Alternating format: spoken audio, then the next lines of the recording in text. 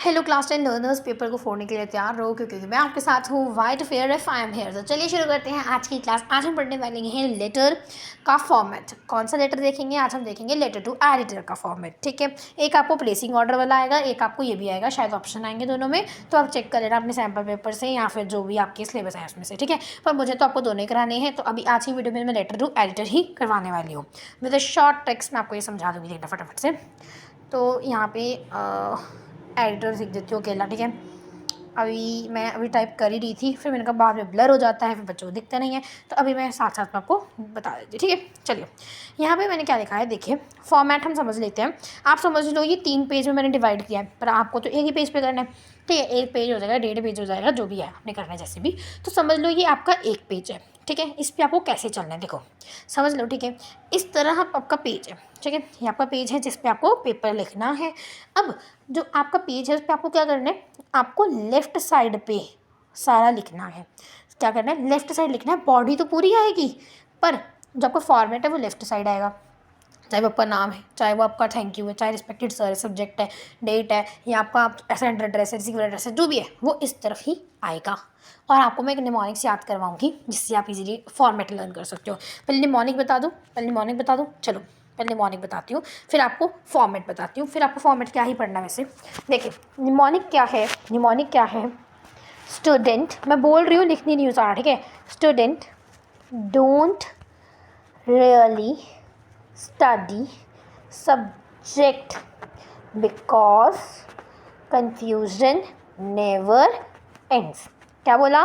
Student don't really study subject because confusion never ends. Clear हो गया, याद हो गया? मेरे साथ बोलो एक बार, student do not really study subject because confusion never ends. हो गया लर्न? चलो फिर फॉर्मेट में क्या पढ़ाऊँ, आप खुद ही पढ़ लेना। देखो एक बार मैं क्या बता दी हूँ, देखो स्टूडेंट एस मतलब सेंडर एड्रेस, एस मतलब सेंडर एड्रेस, डोंट मतलब डेट, समझे? और डेट याद रखना पूरी लिखनी है, पूरी।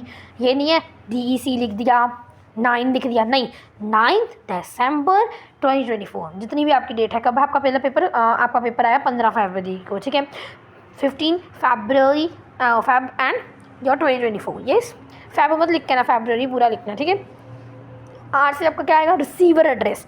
यहाँ पे तो वे स्टूडेंट डोंट रियली से आपका रिसीवर एड्रेस। ठीक है, और रिसीवर एड्रेस 3 ही आपके किस में होना चाहिए, लाइन्स में होना चाहिए। पहले आपका द एडिटर, देन न्यूज़पेपर का नाम, देन न्यूज़पेपर जहाँ की भी है वहाँ का। यहाँ मैंने आपको एक एग्जाम्पल दे दिया। ठीक है, उसके बाद हमारे पास आएगा डोंट रियली स्टडी मतलब कि आपका पहले यहाँ पे क्या आ जाएगा, आपका सब्जेक्ट। ठीक है, दूसरे स्टडी में आपका सैल्यूटेशन आ जाएगा। यहाँ पे मैंने आपको लिख दिया सैल्यूटेशन, जैसे respected sir, respected ma'am. And commas बिल्कुल नहीं आएंगे क्योंकि पहले कॉमास आते थे, अब कॉमास नहीं आते। बांध लो ये बात, आगे बता दूँगी, वैसे रूल्स लिखवा दूँगी आपको। ठीक है, तो आपका रिस्पेक्टेड सर आ गया। Do not really study subject because, बी से आपकी क्या आ गई, बॉडी। और बॉडी बच्चा याद रखना कि 3 पैराग्राफ्स या 2 पैराग्राफ्स में होनी चाहिए। एक पैराग्राफ में मतलब छेप के आ जाना, टीचर नंबर नहीं देगा। ठीक है, फिर नहीं कहना इंग्लिश के नंबर गए कहाँ, इतना पढ़ा था। ठीक है, यहीं पे जाते हैं। और बॉडी लिखने कैसे वो भी बता देती हूँ, पहले फॉर्मेट समझ लो। ठीक है, मैंने सब कुछ लिखा है, बस थोड़ा सा सब्र, पेशेंस। ठीक है, सी से आपका क्या आ गया, जैसे बिकॉज कन्फ्यूजन सी से क्या आपका आ गया। यहाँ पे आपको लास्ट में क्या करना है, अपना लिख देना है, अपना थैंकिंग यू, योर सिंसियरली वगैरह, और उसके बाद अपना नाम। ठीक है, ई से क्या है आपका, लास्ट में बता देती हूँ, ई से है आपका एंड, एन से आपका नेम। ठीक है, चलो इतना आपको समझ आ गया, ये निमोनिक्स याद हो गया। अब फॉर्मेट नहीं भूलेगा, कभी नहीं भूलेगा। Very good. चलो किस तरफ लिखना है, लेफ्ट तरफ लिखना है, याद रहेगा। चलो अब बॉडी के बीच में क्या लाइनें, मैजिकल लाइंस लिखेंगे कि टीचर को नंबर देने के लिए तो यार देगा। ठीक है, तो क्या वो लाइंस हैं, देखिए शुरू आप किस लाइन से करोगे, through the esteemed column of your newspaper I would like to draw your kind attention to words. तो कई लोग किसी तरह से लिखते हैं, पर मुझे ये लाइन अच्छी लगती है, मैं हर बार यही यूज़ करती हूँ, तो मैंने आपको ये बता दिया, through the esteem column of your newspaper I would like to draw your kind attention to words. तो बस आगे प्रॉब्लम ऑफ या जो भी आपने लिखना है वो आप लिख सकते हो। ठीक है, उसके बाद आपको थोड़ा सा और डिस्क्राइब करने के बाद कुछ डिटेल लिख देनी है। उसके बाद आपको 3rd पैराग्राफ में उसका सोल्यूशन लिखना है। और सोल्यूशन लिखना कैसे है, पहली लाइन आपको क्या शुरू करनी है, देखो I hope my concern reach the authorities soon, कि जो मैं लिख रही हूँ वो जो सोल्यूशन है वो निकल जाए, अथॉरिटीज़ के पास वो जाए। ठीक है। I hope my concern reach the authorities soon so that they can solve my problem as soon as possible भी लिख सकते हो। I hope for the positive response, कि मुझे अपने पॉजिटिव रिस्पॉन्स का इंतज़ार रहेगा, ठीक है, होप है। एंड लास्ट में आपको लिख देना है थैंकिंग यू, उसके बाद लाइन लीव करके योर सिंसियरली और अपना नाम लिख देंगे। नाम अगर आपको लेटर में दिया है तो नाम लिखेंगे, और अपना नाम बच्चा नहीं लिखना है ABCXYZ, कुछ भी लिख दो, अपना नाम पेपर में मत लिख के आइयो, ठीक है। अगर हाँ आपको मतलब आपके दिया गया है आपके टॉपिक में ही, तो आपकी हेडिंग में दे दिया गया, आपके क्वेश्चन में दे दिया गया, तो वही लिखोगे। नीचे आपको हेड गर्ल हेड बॉय जो भी दिया है आप नीचे वो मेंशन कर देंगे with in the brackets, okay. अब देखिए, अब आपके पास एक और चीज़ बहुत ज़्यादा आती है, वो क्या है वो मैं आपको बता देती हूँ। 2 मिनट मुझे ये सेव करने दो, फिर आपको स्क्रीनशॉट कहाँ से मिलेगा, ठीक है। अभी चलते हैं जी, रुकिए। यस, यहाँ पे देखना फटाफट से चलो। हाँ, आपको मैं किसी और वीडियो में इसकी प्रैक्टिस करवाऊँगी, ठीक है। आज हम सिर्फ इसको फॉर्मेट वगैरह डिस्कशन करेंगे, ओके। तो पहले तो सबसे पहले अपना नाम लिख लेंगे, ठीक है। अरे जल्दी में नाम भी गलत लिख रही हूँ, ठीक है।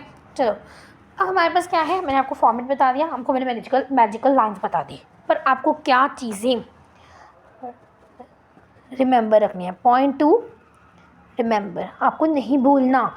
आपको मतलब एक पहला रूल है LOL रूल। ये क्या रूल है? Lots of laugh, no, it is leave one line. क्या है? Leave one line. अभी समझ लो, फिर रूल कहाँ पे क्या लगना है वो समझा दूंगी, ठीक है। लीव वन लाइन, ये रूल क्या कहता है? एक लाइन छोड़ो मूर्खों, एक लाइन छोड़ के लिखो, नहीं तो नंबर नहीं मिलने, ठीक है। दूसरा रूल क्या कहता है? IDS,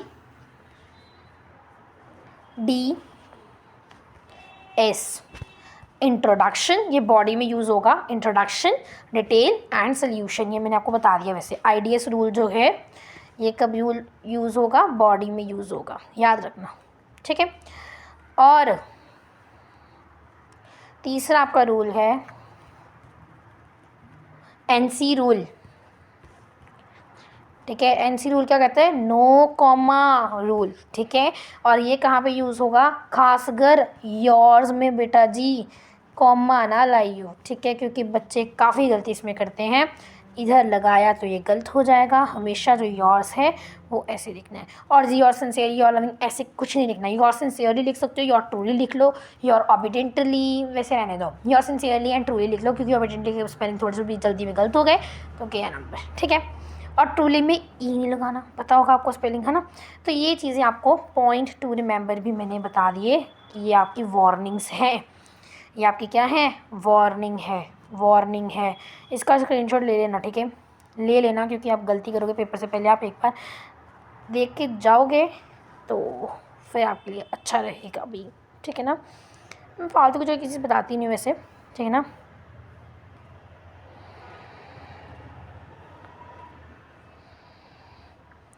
ये हमारी हो गई वार्निंग रेडी, ठीक है जी।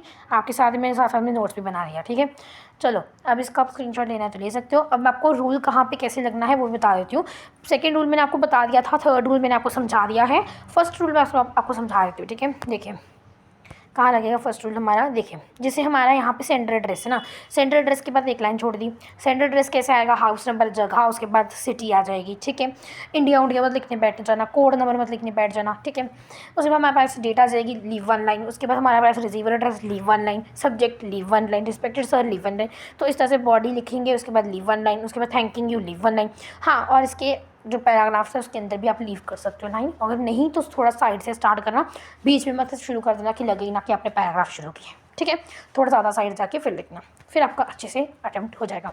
आई होप आपको एक ईजी सा फॉर्मेट समझ आया होगा with the very easy mnemonics. फिर बता देती हूँ निमोनिक्स, अगर आपने नहीं लिखा तो सुन लो। Students don't really study subject because confusion never ends. Students don't really study the subject because the confusion never ends. और अगर आप इस तरह नहीं पढ़ते थे कि confusion end नहीं होती तो मैंने कर दी, ठीक है। तो इसलिए चैनल को करना like share subscribe, bye bye.